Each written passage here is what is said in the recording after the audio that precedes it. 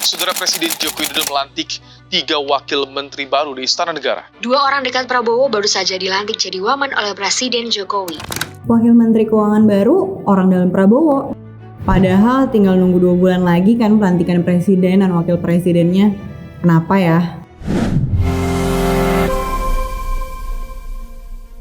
Dua politikus Partai Gerindra, yaitu Sudaryono dan Thomas Ciwandono, resmi dilantik menjadi wakil menteri di Kabinet Presiden Joko Widodo.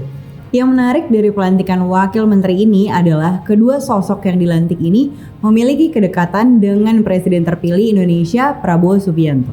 Sudaryono yang merupakan Ketua DPD Gerindra Jateng dan juga asisten pribadi Prabowo akan dilantik menjadi Wakil Menteri Pertanian. Dan Thomas Ciwandono yang merupakan Bendahara Umum TKN Prabowo Gibran dan keponakan dari Prabowo Subianto akan diberikan tugas sebagai Wakil Menteri Keuangan 2. Penunjukan mereka sebagai Wakil Menteri mengundang pro kontra bagi banyak orang. Karena ada beberapa pihak yang mengatakan kalau penunjukan Sudaryono dan Thomas itu penuh syarat politis dan tidak ditentukan berdasarkan kompetensi dari masing-masing individu. Gue bakal jelasin kenapa penunjukan wakil menteri malah mending dimulai dari sekarang. Pertama, mungkin kalian belum ada yang terpikir kalau penunjukan 2 orang dekat Prabowo menjadi wakil menteri adalah hal yang baik secara strategi politik. Karena ini akan memicu hubungan transisi keberlanjutan yang baik juga sistematis dapat terjadi antar pemerintahan Presiden Jokowi dan pemerintahan Prabowo Gibran di masa depan. Kenapa ini jadi strategi politik yang baik? Karena kita semua harusnya tahu kalau keberlanjutan transisi pemerintahan yang baik dan sistematis itu penting untuk memastikan Indonesia tetap on track menuju visi Indonesia Emas 2045. Nah, dengan dilantiknya 2 orang terdekat Prabowo menjadi wakil menteri ini, harusnya presiden dan wakil presiden terpilih kita nantinya bisa lebih siap dan memahami kondisi sistem pemerintahan yang ada saat ini. Otomatis Pak Prabowo nantinya akan mudah untuk beradaptasi dengan sistem pemerintahan yang sudah dijalankan oleh Presiden Jokowi. Selain itu, kalau 2 orang tadi kembali terpilih menjadi menteri di kabinet Prabowo Gibran, transisi pemerintahan akan bisa dijalankan dengan lebih mudah ya. Karena udah ada sosok-sosok yang memiliki pengalaman lebih dahulu di pemerintahan sebelumnya. Kedua, kalau kita perhatikan dengan seksama, penunjukan kedua sosok ini dilakukan pada kementerian yang vital buat negara, yaitu Kementerian Keuangan, juga Kementerian Pertanian yang memang harus diperkuat karena harus diakui sedang mengalami goncangan. Hal ini berguna agar kementerian tadi lebih stabil untuk menyongsong transisi pemerintahan yang baru. Nah, untuk Wakil Menteri Keuangan, gue yakin kalian pada nanya juga, kok sekarang harus nambah wamennya? Padahal kan Bu Sri Mulyani udah ada tuh 1 wamennya, Pak Swahasil Nazara. Sini gue kasih tahu jawabannya.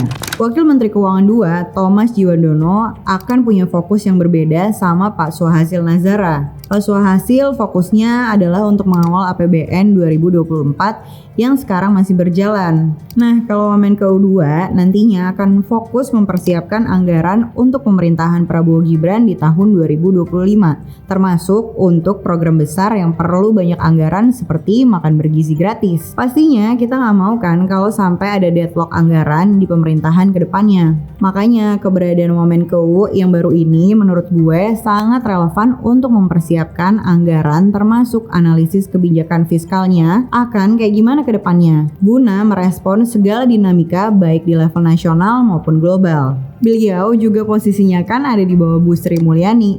Jadi istilahnya biar ada tektokannya sama pemerintahan sekarang, biar transisi ke pemerintahan berikutnya mulus. Bicara soal menteri-menteri nih, banyak pihak-pihak yang bilang Pak Prabowo sudah mengantongi nama-nama menteri baru yang akan menjabat saat kepemimpinannya nanti. Karena memang dipastikan nama-nama yang akan menjadi Menteri Prabowo itu ditunggu banget.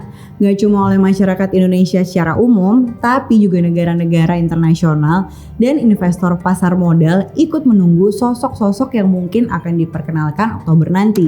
Tapi karena banyak yang menunggu, jadi banyak narasi-narasi liar atau prediksi-prediksi siapa-siapa aja menteri yang akan ditunjuk oleh Pak Prabowo. Termasuk yang beberapa bulan lalu sempat viral di media sosial. Yang gak tahu asalnya dari mana dan tiba-tiba jadi patokan bahkan jadi bahan serangan terhadap Pak Prabowo. Jadi teman-teman semua, pemilihan menteri itu adalah hak prerogatif atau mutlak dari Pak Prabowo sebagai presiden terpilih Indonesia. Sehingga jangan sampai termakan dengan narasi-narasi sok tahu dari berbagai pihak. Ya memang simply mau cari rame aja. Anggota Dewan Pakar TKN Prabowo Gibran, Derajat Wibowo, sampai ngingetin kepada semua pihak agar jangan sok paling tahu mengenai calon menteri-menteri di kabinet Prabowo Gibran nanti. Karena efek sok tahu ini bisa berdampak sama perekonomian negara kita. Dan kita semua juga nggak perlu termakan sama berita tersebut yang asalnya nggak jelas dari mana. Kalian tenang aja, soal siapa aja menteri yang bakal bekerja sama-sama Prabowo Gibran, karena pasti merupakan sosok-sosok terbaik yang mampu bekerja sesuai dengan visi misi dari Prabowo Gibran. Ini jadi penting banget karena menurut gue untuk jadi menteri di kabinet Prabowo Gibran nanti kapabilitas yang baik aja itu belum tentu cukup. Tapi harus seseorang yang memiliki kapabilitas dan mampu mengimplementasikan visi misi juga program prioritas dari Prabowo Gibran menjadi kenyataan agar dapat berdampak bagi masyarakat Indonesia.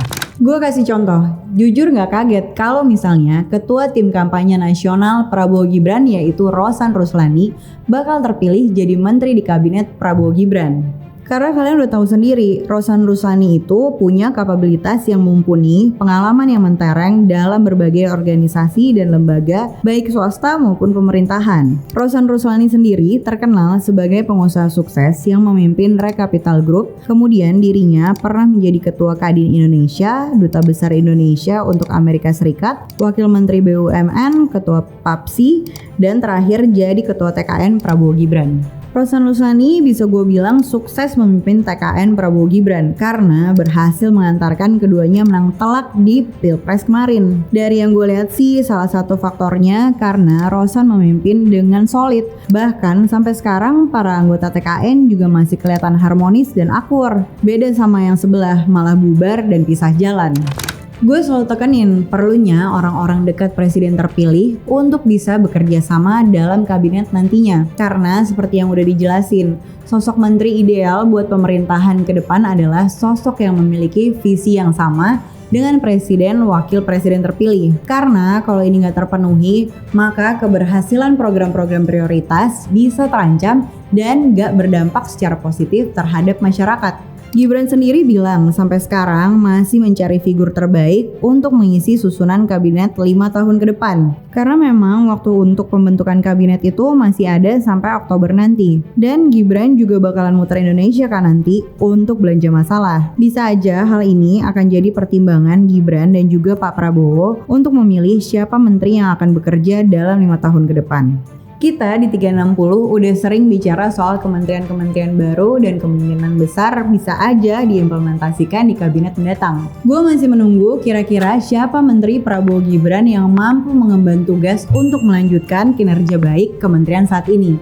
Dan kalau bisa sih harus lebih baik. Jadi gimana kalau kalian bisa milih siapa yang kalian mau jadi menteri di kabinet Prabowo Gibran nanti? Coba komen di bawah ya.